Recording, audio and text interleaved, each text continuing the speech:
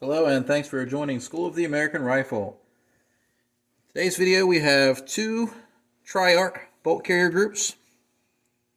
I believe these are NP3. We have two examples here. One of my students brought these to a class. We did not gauge them in a class, but he did say that he was concerned about some of the things that he thought were going on, so we'll see if this is going to be a physical or an autopsy. All right, let's go ahead and get started. Check the gas rings. Both of them pass. Let's start tearing stuff down. See the markings there on their logo.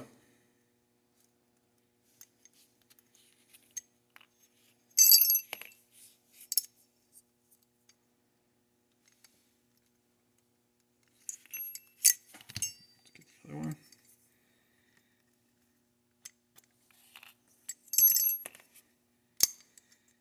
Appears they're using nitride cam pins, or DLC, probably nitride. Let's look at the tip.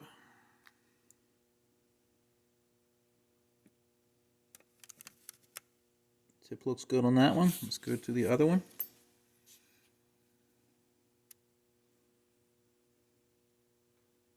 Tip looks good on this one as well. Let's check and see if they move freely. Multiple coordinates. They do.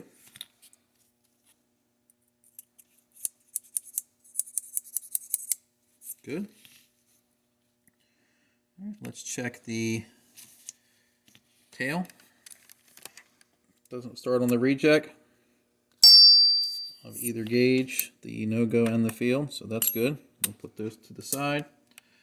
Let's check for the bolt support shoulder. So let me get my micrometer over here, just so it's easier for us to get this on camera. Make sure we're zeroed out first. We want to get close to 528 for our number.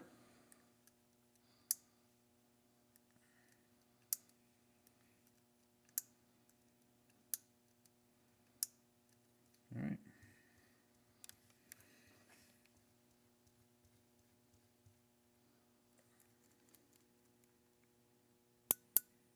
Five, 2, 8, 2. That's good.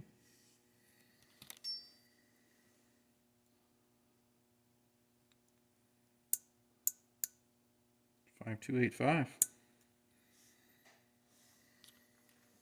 That passes. I apologize, I bumped the camera there. Let's check for magnetism after we get the extractors out.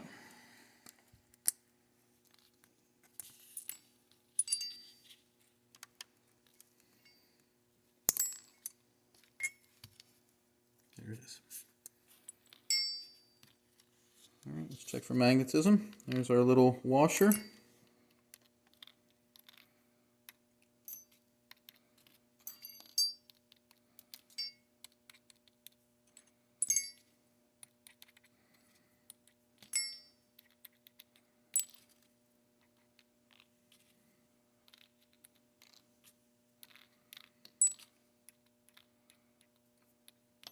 No magnetism. Let's check the extractor. Looks like they're using a phosphate extractor. Claws on these are very, very sharp. This one's a little more sharper than this one. Let's check it with the gauge. I like to see that they're using phosphate here. The go clears and passes. The no-go does not go in. I'm saying that because some companies who use, let's say, slicker or fancier coatings on their bolt carrier groups, they put it on the extractor, and if it's slippery, it sort of defeats the purpose of this device right here. All right, let's check protrusion for the firing pin.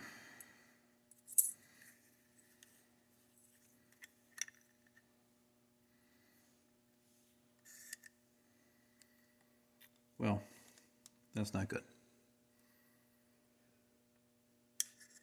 Let's go to the other one. The range should be between 0.28, 0.028, and 0.036. So we're on the high side on this one. 0.35 doesn't get into the fail. Let's swap firing pins and see what happens here. Let's go back to this one. Still at 40.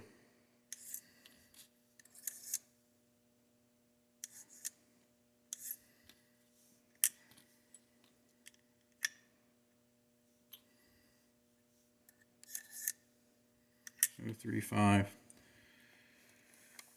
So I suspect we have an issue with maybe the bolt is short or this firing pin is excessive. So let me grab another firing pin real quick.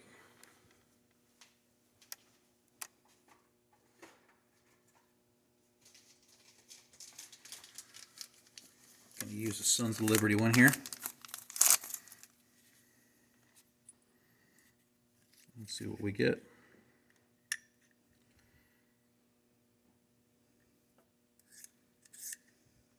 .038. We have an issue here with the bolt being too long or too short. So the bolt overall length from the face of the bolt to the tail here is on the short spec. So every firing pin we're trying in it is giving us excessive protrusion. Let's try it on this example. This one we got 0.35. Let's see what happens when we test it with the Sons firing pin. Gets into the reject range. So this does pass with its supplied firing pin, but it's on the high side. This one here with the 040, that protrusion is so long that it could possibly punch through the primer. That's not good. It'll cause bolt face erosion. It could cause something to rupture. So this bolt here is the suspect. Let's check headspace. Let's go right to the 556 go. We won't even try the 223. It passes. Let's try this one. Passes. Let's go to the field.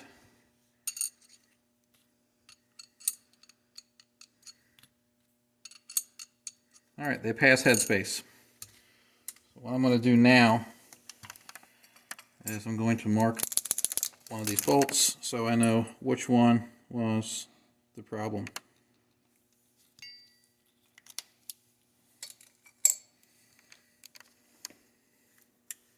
Let me check everything just one more time. Whenever I get errors, I like to check, double check, triple check. 0.35 for that one. Yeah, this one's on the high side. So we do have a bolt that should not be used in my opinion. Now, one thing that the owner did say is that he tried to put an aftermarket cam pin in here, and what he tried to use was a Sotar cam pin, which is sold by Forward Controls Designs. Let me grab one.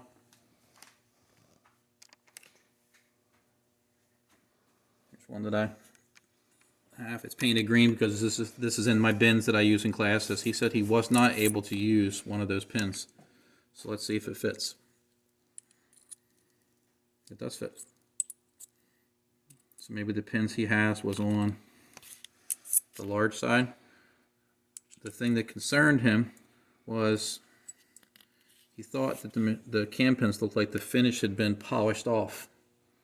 And you can see that there is a distinct change from the head of the pin to the shaft. And then he did make a note, and I don't know if it's easy to see on the video, that it looked like it had been ground on the inside of the bolt. And I can see it as well. Let me get a light and see if we can illuminate this. Can you see the grind marks? It appears someone used a rotary tool of some type.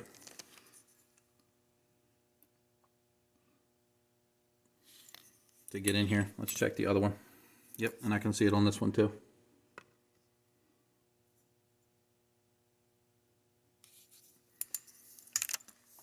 So maybe during their inspection process they noticed that these bores were slightly undersized and had to address it. I also see that there's creases there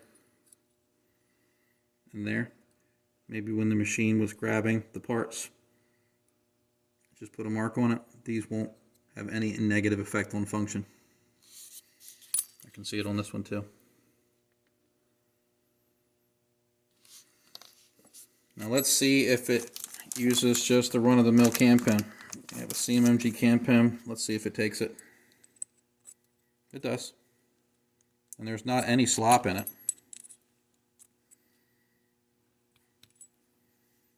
So if this was mine, what I would probably do is go in here with a really fine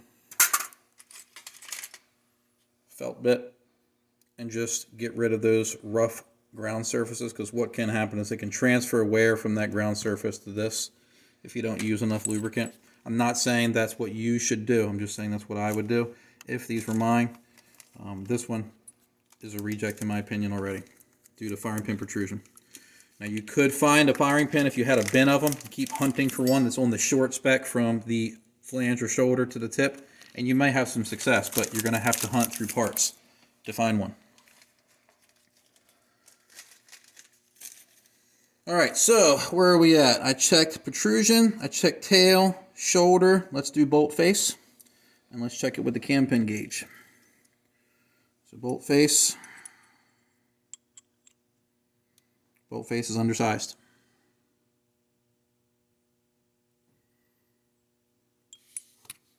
That was on the reject bolt and on this one.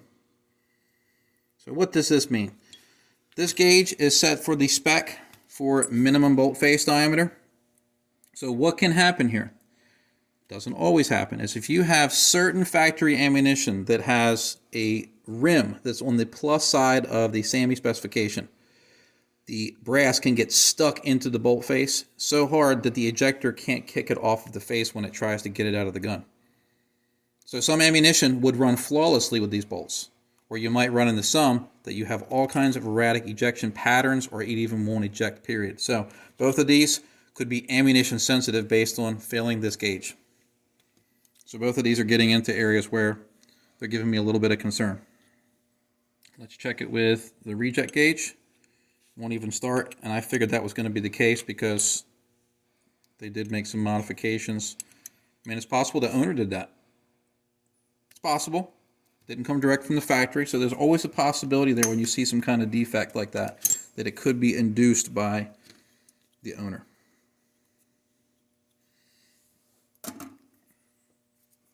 All right, so this, let's do the firing pin hole. Passes the go. Reject doesn't even begin, which is a good thing. The ejectors on both of these have a nice rounded edge. I like to see that. And we did check the ejector in the class, and they passed. They have plenty of tension. They're not binding. And I do believe, based on the extractor setup on here, these appear to be 5 coil spring codes, which are really good springs. They're only using the insert, which is what should be used. So this is a good thing. All right, so extractors pass, cam pins good in the bolt, gas rings good, bolt tail's good.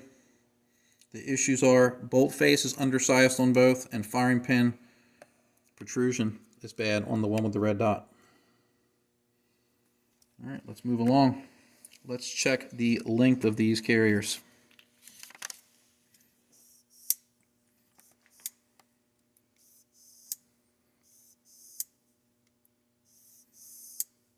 All right.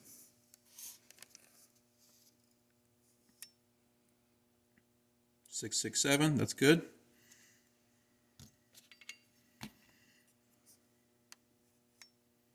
.668, it's even better. All right, so those go together. Those go together. Let's move these out of the way. Let's check for proper gas path. Poke this in here. And I'm relying on my wife to tell me whether or not she can see that through there so I can give you all a good look.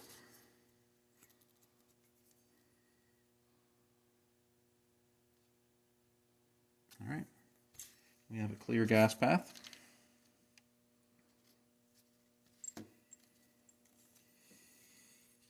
Okay, so let's start checking the 3-bore dimensions, and then we'll check with the gas keys, which is also something that we are aware of, but we haven't tested. And I'll bring it up when we get there. So let's do our 3-bore test. Support shoulder. Very good. Won't even go on the yellow. Gas ring run. Good. Let's see if it'll take the yellow for the bolt tail. Nope. Let's check our gas key. As far as efficiency goes, you really can't beat that. Green across the board. Let's try the reject. Won't take it. And let's get brave and go to that one. Look, it won't even start. So the bolt support shoulder run for this one's a little tighter than the other one. Gas ring runs a little tighter. This one's extremely efficient. Let me see if it'll take the second green. Took the second green. So very efficient and efficient. Let's check for gas key alignment.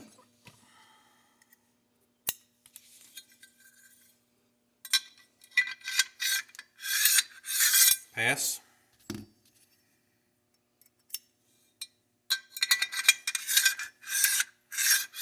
Pass.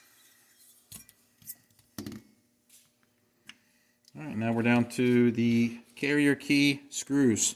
Staking on these looks good, but if you look closely, you can see that they are different. This one has staking that looks like a rounded tool did the staking, and this one here has square staking. Let me roll it to the side so you can see. Both of them appear to be good as far as the amount of material that's moved into the screw head. But something that I noticed, and this may be in relation to why we have different screws, they both have different size heads. This one takes this size, won't work there. This one takes this size and won't go here, which is pretty typical from different companies, but like one company may use this size, another one this size, but it is a little strange to run into two different size screws on the same manufacturer. Doesn't mean that it's bad though, just a little unique. So we're going to set the wrench to 30, and we're going to come over to the vise with both of these and give it our test. And hopefully they won't break free. We are set to 30. Let's see if they move. Pass. Pass.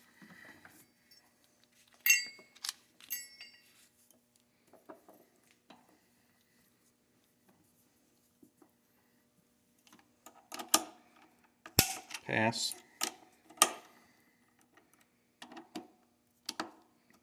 Pass. All right, so now we have our bore scope look. Let's see what we get.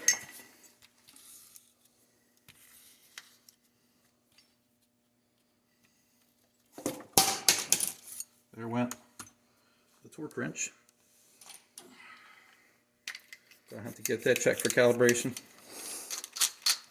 We do get them checked often, so not a big deal. All right, let's go ahead and look inside of the carrier. Kill that light, and we're inside now. This is the bolt support run.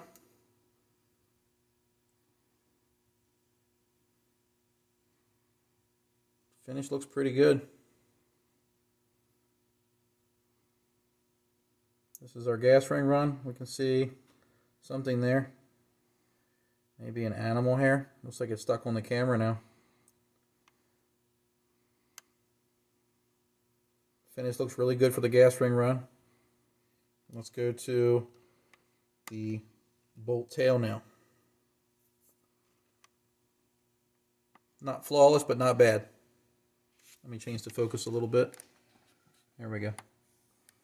Looks like it has a slight step to it. Maybe this area here is a little bit larger than this area here.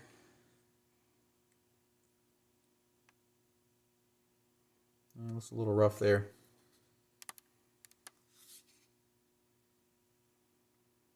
Not bad though. All right, let's switch over. Other carrier. And in we go. Again, this one looks pretty good.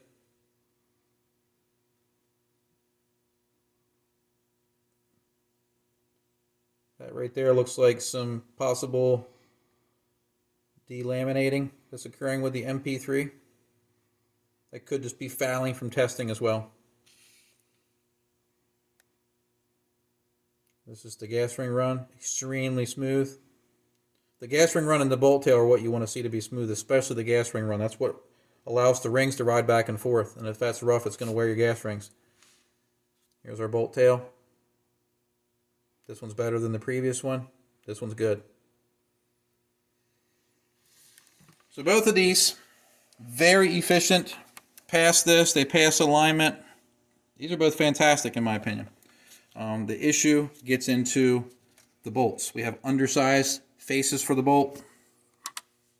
And we have this area here. Let me see if I can catch this on the borescope since it was a little hard for us to pick up. So we're going to go in and see if I can catch it.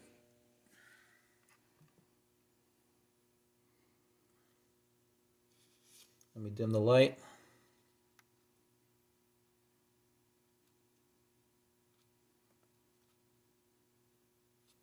And then change the focus. Sometimes it takes a little bit of messing around for me to get it just right. There it is. So this area right here is prior to the grind, and then this area here is where it was ground with some type of air tool or rotary tool.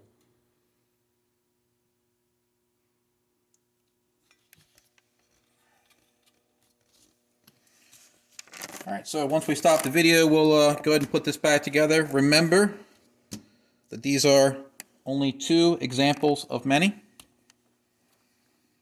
One of these bolts was a fail, so let's say 1 physical, possibly, and then 1 definite autopsy. This one is definitely a no-go because of the firing pin length. Both of these, though, may have issues with certain ammunition ejecting due to the undersized bolt face. As always, I hope you found this video educational, and thanks for watching.